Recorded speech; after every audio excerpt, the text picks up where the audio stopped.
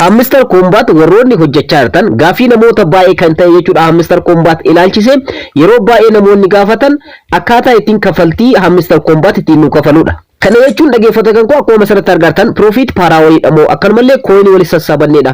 Akkanumallee qulfii yookaan immoo furtuu keeka jedhamu dhufee jira. Akkanumallee levelii isin itti argamtan wantoota kanneen keessaa kam irratti kafaltii kan nu raawwatu Hamster Combat jettanii namoota gaafachaa turtaniif. Hamster Combat irratti yeroo dheeraadhaaf kan namoota rakkisaa turee fi kan namoonni itti dhiphachaa turan Hamster Combat irratti kafaltii kan irraa argannu maal irratti kan hundaa'edha. Hamster Combat kafaltiin isaa maalidha? Maalidhaan nu kafala? Profit paaraawaliidha moo akkanumallee coin wal sassaabanne moo akkanumallee dhageeffattoota kan koo levelii itti argamnudha kan jedhu gaafii namoota baay'ee ture. So Hamster Combat immoo amma gaafii kanaaf deebii nuuf deebisee jira. Sababni isaas kafaltii karaan ittiin nuuf kennan karaa kam akka ta'e ifa godhanii jiranii qabxiiwwan jahan jechuudha. Qabxiiwwan jahan kanneen Hamster Combat irratti Hamster Combat yeroo kafaltii nuuf kafalu yookaan immoo tookonii isaanii gara akkaawuntii keenyaatti yeroo galfannu wantoota ilaalaman keessaa kafaltiin Hamster Combat nuuf kafalu wantoota kanneen jahan irratti kan hundaa'edha jechuudha.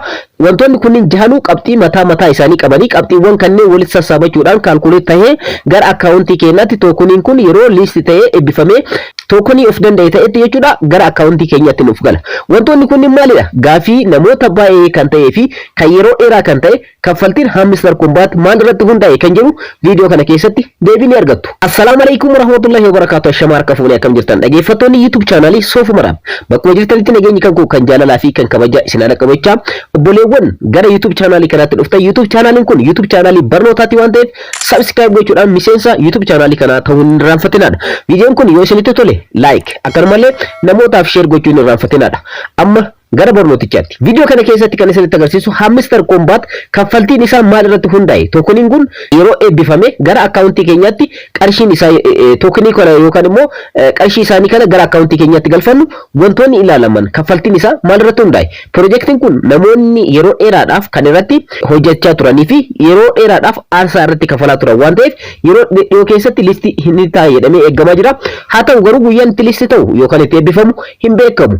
Garuu qabxiin yookaan immoo karaan ittiin kafaltiin inni ittiin nuuf kafaluu danda'u profit paaraawaliidha moo coin wal sassaabanneedha moo akkanumallee levelii itti argamnudha kan jedhu gaafii namoota baay'ee ture. Amma gaafii kanaaf deebii argannee jirra. Deebii kana salphumatti Hamster Combat irraa erga seentanii booda sitingiiwwan nuuf dhufan jahan keessaa jechuudha dhumarratti kan argamu airdrop kan jedhu keessa yeroo seentan akkuma asirratti argattan airdrop allocation point jedhee TB jedhee nuuf fidee jira. Egaa isarratti kilik yeroo gootan asirratti dubbisuu ni dandeessanii akkamitti kafaltiin isaan yookaan immoo tookoniin kun gara akkaawuntii keenyaatti kan nuuf galchuu danda'an kafaltiin Hamster Combat irraa argannu maal irratti kan hundaa'e kan jedhu asirratti ilaaluu dandeessan. Pointis kan jedhutu fi withdraw kan jedhutu dhufa. Withdraw irra yeroo seentan akkaawuntii isin kanaan dura connect itti waliin gootanii wallettiiwwan jechuudha. Hangammaatti toon wallettiidha namoonni baay'een kan connect ittiin gootan wallettii keessa jechuudha. Yeroo kafaltii kafalanitti tookonii isaanii gara wallettii toon keeparii yookaan immoo toon wallettiiti jechuudha. Kan hafan immoo akka yeroo dhufu itti nuuf dabalanidha jechuudha kan nuuf ibsan jechuudha wallettiiwwan itti nuuf dabalanii. Inni guddaa fi har'a qabxiin irratti mari'achuudhaaf dhufne pointis kan jedhu kanarratti. Pointiiwwan kana keessa yeroo seentan pointis kan jedhu kana keessa yeroo seentan wantoota jahan fidanii jiran. Wantoota jahan fidanii jiranii wantoonni jahan kunniin kafaltiin Hamster Combat kan irratti hundaa'edha. Kana jechuun Hamster Combat yeroo eebbifamee kafaltiin nuuf kafalutti wantoota jahan kanneentu irratti hundeeffameeti jechuudha. Wantoonni kunniin jahanuun ilaalamanii qabxii mataa isaanii qabanii qabxii san walitti sassaabachuudhaan tookonii kana yookaan immoo qarshii kana gara akkaawuntii keessanitti galfachuu yookaan wallettii keessanitti galfachuu kan dandeessan jechuudha. Wantoonni kunniin maalidha kan ilaalaman kan jedhu Hamster Combat asirratti nuuf qopheessee jira. Wantoota kanneen jahan irratti isinillee fookas gootanii hojjechuu qabdanii. Sababni isaas wantoota ilaalaman yeroo Hamster Combat eebbifametti wantoota piroojeektii kana irratti isin hojjettan ilaalaman jahan kanneen tokko isaanii yoo guuttan qarshii gaarii yookaan kafaltii gaarii irraa argachuu dandeessanii. Sababni isaas wantoota kanneen garuu isa tokko yoo kan irratti ta'e yookaan immoo isa lama kanneen jahan kana keessa kafaltii ni dhabdan jechuu miti. Kana jechuun kafaltii keessan guddifachuudhaaf moor wantoota kanneen jahan sadarkaa gaarii geessisuu qabdan jedhee yaada. Tokkoffaa irratti kan ilaalamu passive income kan jedhudha. Passive income jechuun kan ilaalamu jechuudha. Hamster Combat yeroo kafaltii kan ilaalu keessa passive income kan jedhu kanadha. Passive income jechuun akkuma asirratti argattan coin walitti sassaabattanii fi profit paaraawaliin qabxii tokko jalatti argama jechuudha. Passive income jedhanii as jalatti ilaalamaa jechuudha. Akkuma asirratti argattan asirratti dubbisuu ni dandeessanii asirra kilik gochuudhaan jechuudha. Jalqaba irratti kan ilaalamu profit paaraawalii keessanii fi coinii isin Hamster Combat irratti walitti sassaabattan akka qabxii tokkotti ilaalama. Lammaffaa immoo earn taskidha. Earn taskis kan jedhamu taaskiiwwan adda addaa dhiyaatanii jiranii irni keessa yeroo seentan akkuma asirratti argatan taaskiiwwan asirratti dhiyaatan Facebook isaanii join gochuu akkanumallee Instagram isaanii Twitter isaanii Telegram isaanii join gochuu kanneen jechuudha. Taaskiiwwan kunniin baay'eedha. Daily taaskiitu jira, daily rewardtu jira. Kunniin hundinuu akka taaskii tokkotti laakkaamanii jechuudha. Irni taaskiidhaan kunniin akka waan tokkotti laakkaamne. So isin baay'een keessan kanaan dura viidiyoo irratti hojjedhee jira.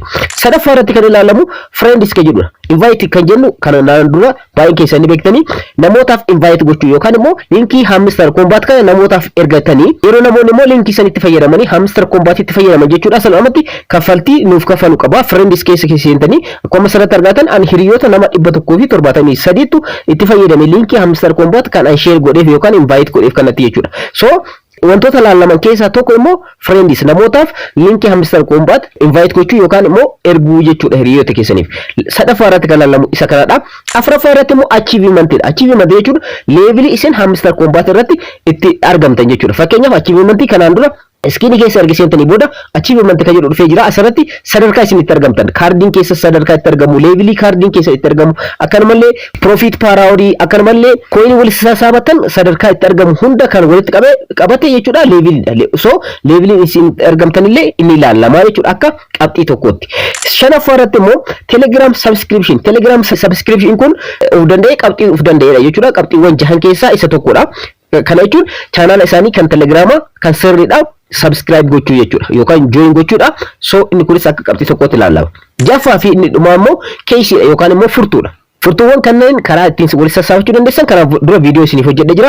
Akkuma asirratti argattan mini geemii kan guyyaa guyyaadhaan kee tokko ittiin argatan jira. Lammaffaa immoo playground irratti immoo tapha geemiiwwan adda addaa asirratti taphachuudhaan geemiiwwan asirratti laawunchi ta'an jiranii geemiiwwan kanneen taphachuudhaan furtuu wal sassaabachuu dandeessanii fakkeenyaaf furtuu 23 irra ga'ee jira isin sanii ol hojjechuu dandeessan jechuudha. So wantoota kanneen jahan akka qabxii ilaalamuutti kan nuuf fide jechuudha. Qabxiiwwan kunniin jahan walitti sassaabamee kalkuleet ta'ee yeroo tookeniin kun eebbifamee yookaan Hamster Combat eebbifamee gara qarshiitti jijjiirame ergasii immoo tookanii isaanii gara akkaawuntii keenyaatti galfannutti wantoonni kunniin jahanuu ni ilaalamanii jechuudha. Kanneen keessaa tokko yookaan dogoggortan ta'e yookaan tokko yookaan dhabdan ta'e wanta Hamster Combat irratti hojjettan ni dhabdan jechuu osoo hin taane garuu qabxiiwwan kanneen irratti jahanuu irratti fookas gootanii akka irratti hojjettanii fi kan viidiyoo kana qabadhee isin dhufe so pointiiwwan yookaan immoo wantoota ilaalaman Hamster Combat yeroo kaffaltii irratti nuuf kafalu irratti wantoota akka qabxii gurguddootti ta'anii kaffaltiin irratti hundaa'e keessaa wantoonni kunniin jahan kana fakkaatu.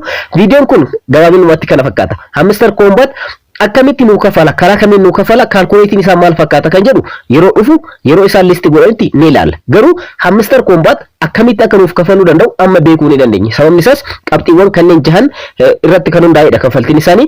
Qabxiiwwan jahan kunniin kalkuleet ta'ee qabxii mataa isaanii kennanii fi ergasii immoo tookoniin kun yeroo listi ta'ee bifametti gara akkaawuntii keenyaatti yookaan immoo gara waaleetii keenyaatti qarshiisan yookaan immoo wanta Hamster Combat irratti hojjenne gara akkaawuntii keenyaatti nuuf gala jechuudha. So kanaafiyyuu akka Hamster Combat irratti wantoota amma isiniif ibsuudhaaf yaali kanneen irratti fookas gootanii akka hojjettan abdiin qaba. Viidiyoon kan kanarraa kana fakkaata akka irraa fayyadamtan abdiin qaba.